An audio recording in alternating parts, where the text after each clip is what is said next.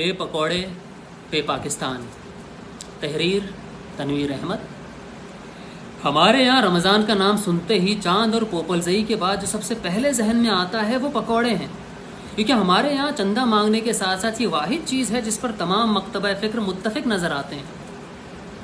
पकौड़े वैसे तो आम दिनों में भी खाए जाते हैं, लेकिन रमज़ान में ज़्यादा खाए जाते हैं। ये यूँ कह लें ऐसे खाए जाते हैं जैसे किसी गरीब का हक खाया जाता है, जैसे बड़ा भाई छोटे भाई की ईदी खाता है, जैसे लोकल बस कंडक्टर मुसाफिरों से गालियाँ खाता है, या शायर दूसरे शायर का टाइम खाता है और दूसरा तीसरे शायर का टाइम खाता है।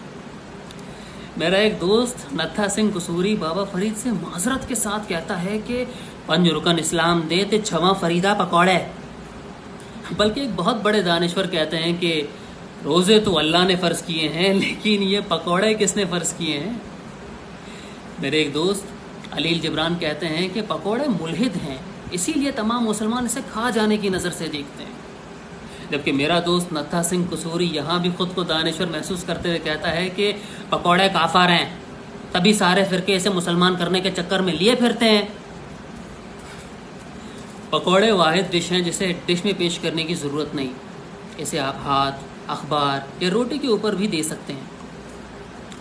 पकौड़े आम तौर पर पाव दही में 1 किलो पानी मिलाकर बनाए जाने वाले नाम निहाद रायते के साथ दी जाती है। उसके अलावा कुछ बड़े लोग इसे चटनी के साथ भी खाते हैं, लेकिन चटनी के बारे में मकतबा फ़िक्र मुत्तफ़िक नहीं है, इसलिए आजकल ये केचप के साथ भी खाए जा रहे हैं। पकौड़े को इंग्लिश में क्या कहते हैं इसका मुझे पता नहीं है। इसका ये मतलब नहीं कि इंग्लिश में पकौड़े नहीं होते। राक़िब अल-उरूफ़ इसलिए गवाही देने से कासिर है क्योंकि मैंने किसी अंग्रेज़ को ये कहते नहीं सुना कि भाई 10 रुपए के पकौड़े और एक नान देना।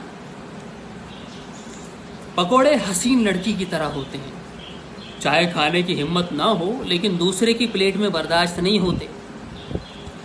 पाकिस्तान में कड़ी के साथ भी पकौड़े का रिश्ता है। रिश्ता जायज़ है या नाजायज़ ये बात की बात है, लेकिन कड़ी के साथ पकौड़े ऐसे लाजिम व मुलज़ूम हैं जैसे शादी की रात दुल्हन के साथ आने वाली आंटी, जिसका बज़ाहिर तो कोई फ़ायदा नज़र नहीं आता लेकिन कहीं ना कहीं उसका ताल्लुक होता ज़रूर है। पकौड़े कई किस्म के होते हैं, पालक वाले पकौड़े, आलू वाले पकौड़े और सबसे लजीज भंग वाले पकौड़े। भंग वाले पकौड़े खाकर ही लगता है कि पाकिस्तान की ज़मीनें सोना उगलती हैं। भंग वाले पकौड़े वाहिद पकौड़े हैं जो खाते तो ज़मीन पर हैं लेकिन हज़म आपको आसमान पर जाकर होते हैं।